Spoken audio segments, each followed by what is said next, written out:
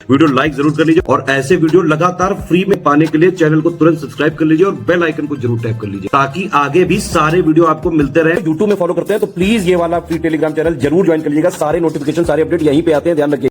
इस समय हम ऊष्मा और ऊष्मागतिकी के सिद्धांतों की ओर आगे बढ़ रहे थे। तो ऊष्मागतिकी के सिद्धांत तो एक तरफ है, अभी जो ऊष्मा संचालन की प्रक्रियाएं हैं उन्हें देखने की आवश्यकता है।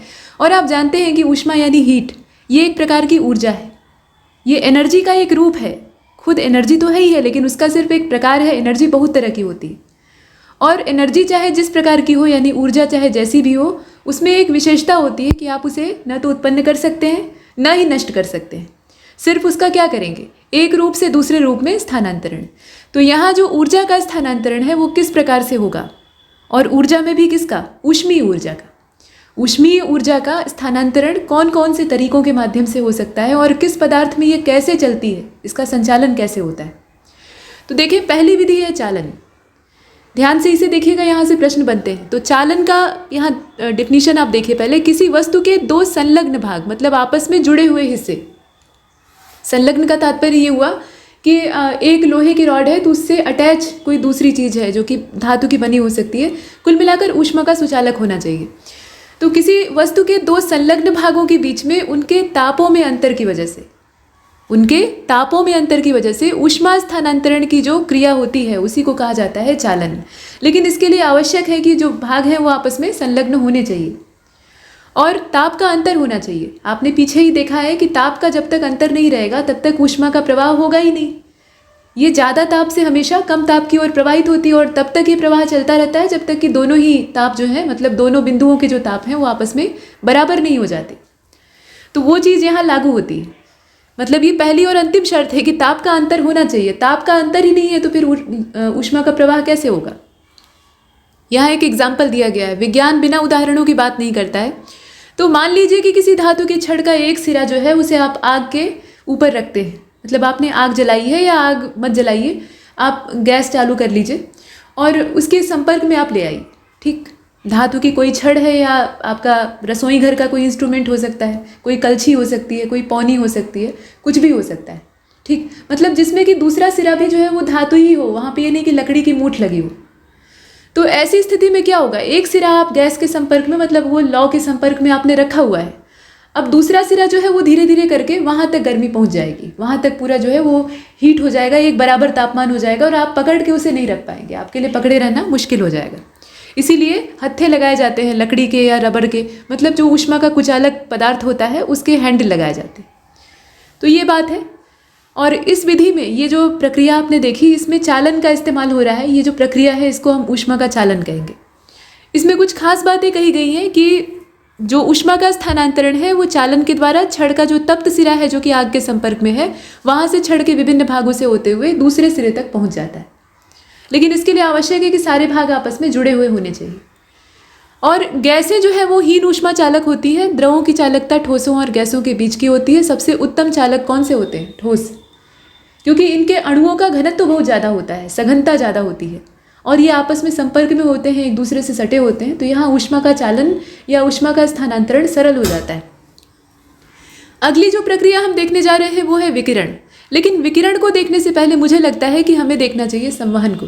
कन्वेक्शन को हम लोग पहले देखते हैं, उसके बाद हम रेडिएशन को देखेंगे, क्योंकि हम माध्यमों की चर्चा कर रहे हैं। हमें अभी तक ऊष्मा के चालन के लिए किसी न किसी माध्यम की आवश्यकता है।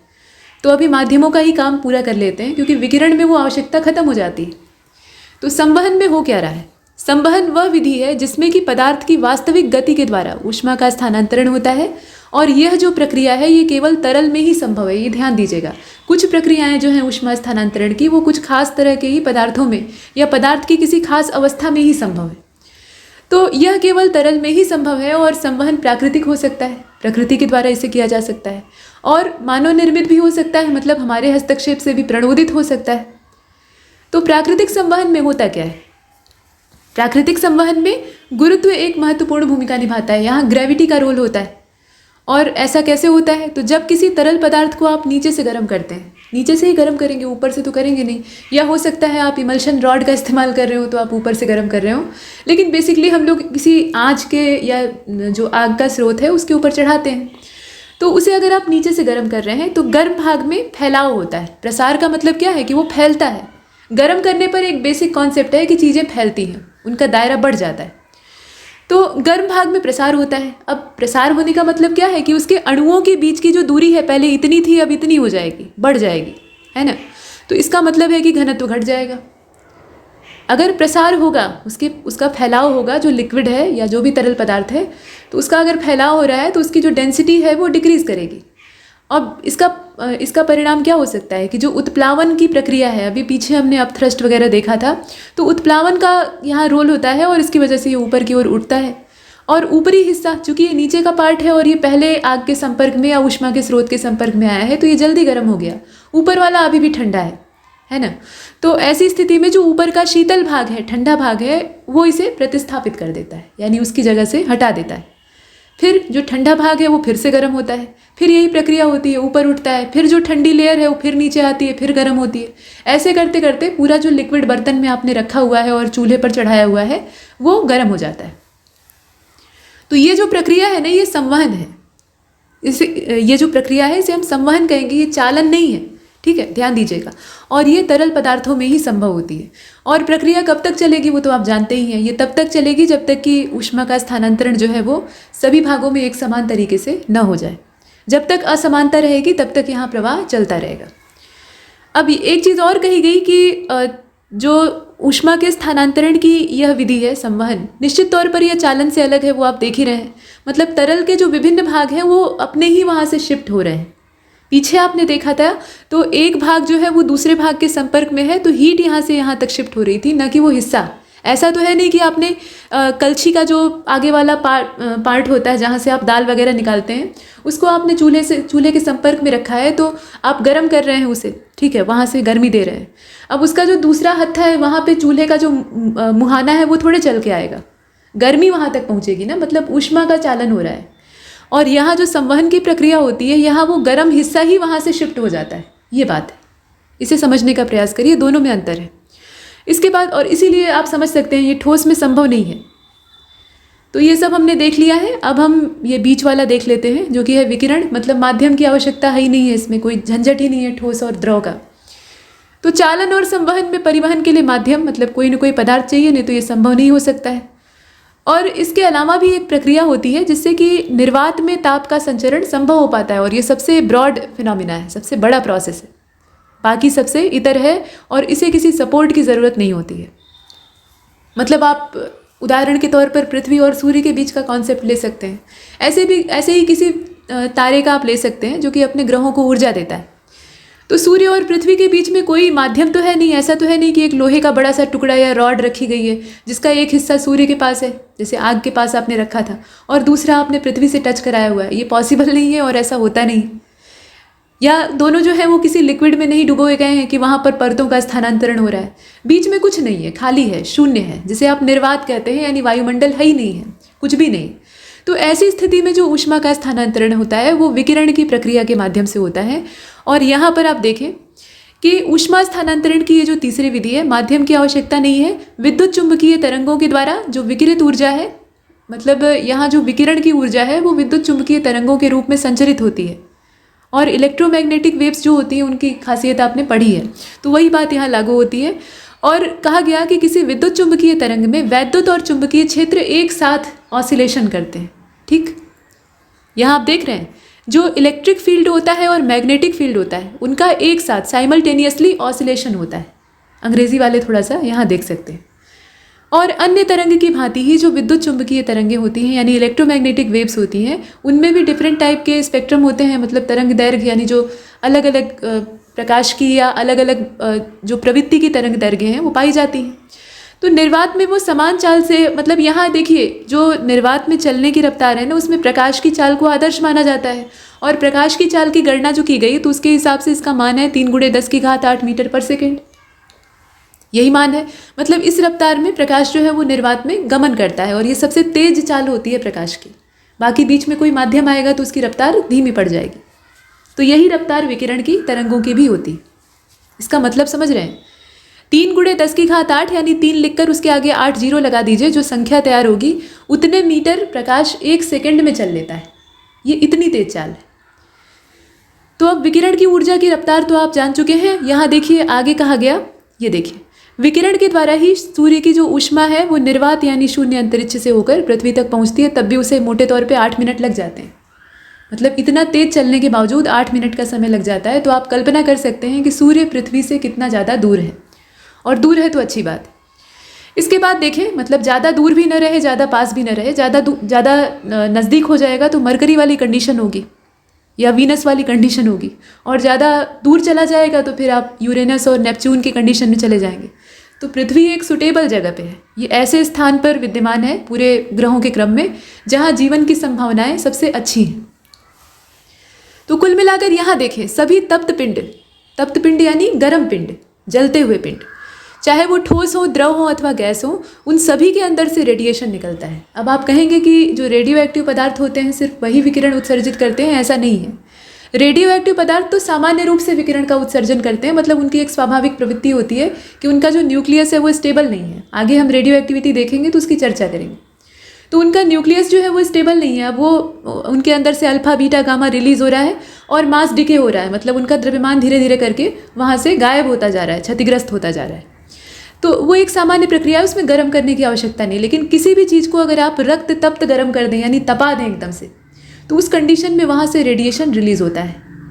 किसी भी चीज़ की बात की जा रही, ठीक, तो वही बात यहाँ कही गई। और किसी पिंड के द्वारा उसके ताप के कारण उत्सर्जित विद्युत चुंबकीय विकिरणों, जैसे कि लाल तप्त लोहा, लोहे को आप गर्म करते हैं, सामान्य नहीं, खूब बढ़िया वाला। जैसे आप लोहार की दुकान पे चले जाइए, वो जब लोहे को किसी सांचे में ढालना चाहता है तो एकदम तपा देता है। लोहा जो है वो अंगारे जैसा दिखाई देने लगता है, लाल लाल।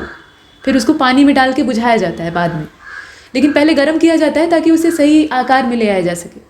तो कहने का मतलब वही रक्त तप्त लोहा जो है वहाँ से भी विकिरण निकलता है। या फिर जो फिलामेंट लैंप होते हैं जहाँ से कि प्रकाश आप प्राप्त करते हैं, जैसे कि आपका एडिशन वाला बल्ब है, इलेक्ट्रिक बल्ब है पहले वाला, अब तो ज़माना ही लद गया है। नहीं तो वो जो फिलामेंट वाला बल्ब होता था, टंगस्टन के फिलामेंट होते थे, तंतु होते थे, और टंगस्टन की ताप संहिता बहुत अच्छी खासी होती है। मतलब सामान्य अन्य धातुओं की तुलना में ये ताप को बहुत अच्छी सीमा तक बर्दाश्त कर सकता है। लेकिन उसके बावजूद जब रक्त तप्त एकदम तप जाता था बल्ब जलने पर, तो उसमें से भी विकिरण निकलेगा, ठीक। मतलब कोई भी ऐसी चीज़ नहीं है, ठोस द्रव गैस, अगर आप उसे एक सीमा से बाहर गर्म कर देते हैं तो विकिरण वहाँ से रिलीज होता है। तो यही प्रक्रिया है। और ये ऊष्मीय विकिरण आपने पढ़ा, वही चीज़ यहाँ कही गई है कि ये जो प्रकाश है इसको ऊष्मा विकिरण कहा जाता है। तो ये सब हमने देख लिया, हमने ये देखा कि ऊष्मा का संचलन कैसे होता है। अब इसके बाद जो अगला हमारा फिनोमिना है वो है आपकी थर्मोमेट्री, ताप मिति।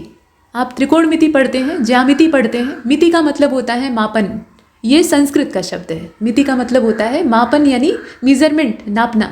और ताप का मतलब आप जान ही रहे हैं, टेम्परेचर। तो यहाँ हम ताप को नापने का काम करेंगे। और ताप को हालांकि हम लोग पीछे भी कुछ पैमानों में नाप चुके हैं, जैसे कि आपने सेल्सियस स्केल देखा था, फॉरेनहाइट देखा था, र्यूमर देखा था, इस तरीके से।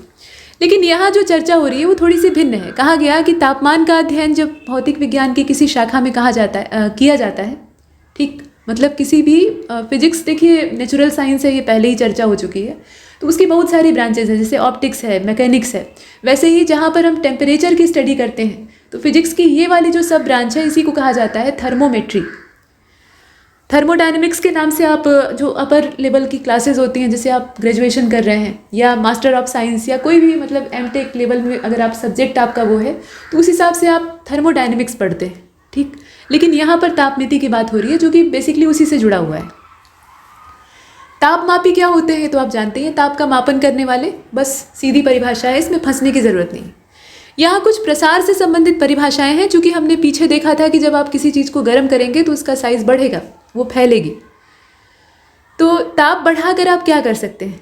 ताप बढ़ाकर आप चीज़ को फैला ही नहीं सकते हैं, बल्कि उसकी जो अवस्था है उसको बदल सकते हैं। मतलब एटॉमिक स्ट्रक्चर जो है वो चेंज हो जाएगा, परमाणु की संरचना बदल जाएगी, पदार्थ भी बदल सकता है, गर्म करके कुछ भी किया जा सकता है।